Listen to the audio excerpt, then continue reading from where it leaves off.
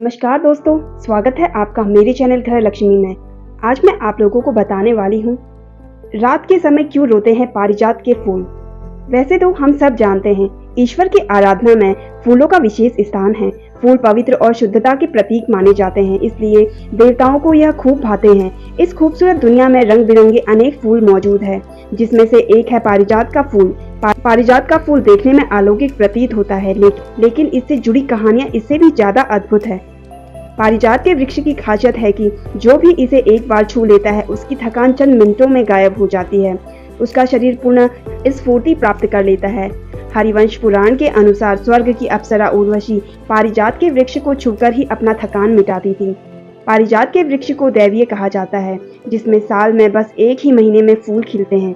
गंगा दशहरा के आसपास इस पेड़ में फूल खिलते हैं, लेकिन हैरानी की बात यह है जब पेड़ से फूल झड़ते हैं तो यह पेड़ के करीब नहीं बल्कि बहुत दूर जाकर गिरते हैं। रुक्मणी और कृष्ण की प्रेम कहानी। पारिजात के फूलों का यह स्वभाव भगवान कृष्ण और रुक्मणी की प्रेम कहानी और सत्यभामा की जलन से जुड़ा है। पौराणिक कथा के अनुसार एक बार नारद ऋषि इंद्रलोक से इस वृक्ष के कुछ फूल लेकर कृष्ण के पास आए। कृष्ण ने ये फूल उनसे लेकर अपने निकट बैठी पत्नी रुक्मणी को दे दिया। इस घटना के बाद नारद कृष्ण की दूसरी पत्नी सत्यभामा के पास गए और उनसे कहा कि पारिजात के बेहद खूबसूरत फूल कृष्ण ने रुक्मणी को सौंप दिए और उनके लिए एक भी नहीं रखा। यह बात सुनकर सत्यभामा ईर्ष्या से भर गई और कृष्ण से जिद करने लगी कि उन्हें पारिजात का दिव्य वृक्ष चाहिए। पारिजात का वृक्ष देवलोक में था, इसलिए कृष्ण ने उनसे कहा कि वे इंद्र से आग्रह कर वृक्ष उन्हें ला देंगे।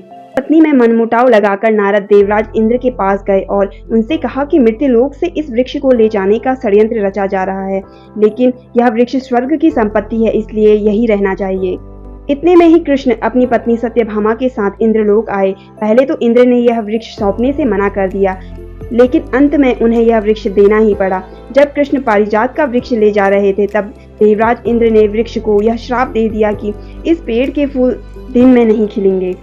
सत्यभामा की जिद की वजह से कृष्ण पारिजात के पेड़ को धरती पर ले आए और सत्यभामा की वाटिका में लगा दिया। लेकिन सत्यभामा को सबक सिखाने के लिए उन्होंने कुछ ऐसा किया कि वृक्ष लगा तो सत्यभामा की वाटिका में था, लेकिन इसके फूल रुक्मणी की वाटिका में गिरते थे। इस तरह सत्यभामा को वृक्ष तो मिल गया, लेकिन फूल रुक्मणी को ही प्राप्त होते थे। यही कारण है कि पारिजात के फूल अपने वृक्ष से बहुत दूर जाकर गिरते हैं। इसी के साथ एक और प्रचलित कहानी है, वो है राजकुमारी का प्रेम। पारिजात के विषय में एक अन्य मान्यता पारिजात नामक राजकुमारी से जुड़ी है, जो सूर्य देव से बहुत प्रेम करती थी। अतः प्रयास और तप के बावजूद जब सूर्य देव ने पारिजात का प्रेम स्वीकार नहीं किया, तब क्रोध में आकर पारिजात ने आत्महत्या कर दी। जिस स्थान पर पारिजात की समाधि बनाई गई, उस पर यह वृक्ष उग गया और तब से इस वृक्ष का नाम पारिजात पड़ गया। शायद यही कारण है कि रात के समय इस वृक्ष को देखने से लगता है मानो यह रो रही है और सूरज की रोशनी में खिलखिला उठती है। एक अन्य कथा के अनुसार अपने अज्ञातवास के दौरान पांडव अपनी माता कुंती के साथ कहीं जा रहे थे।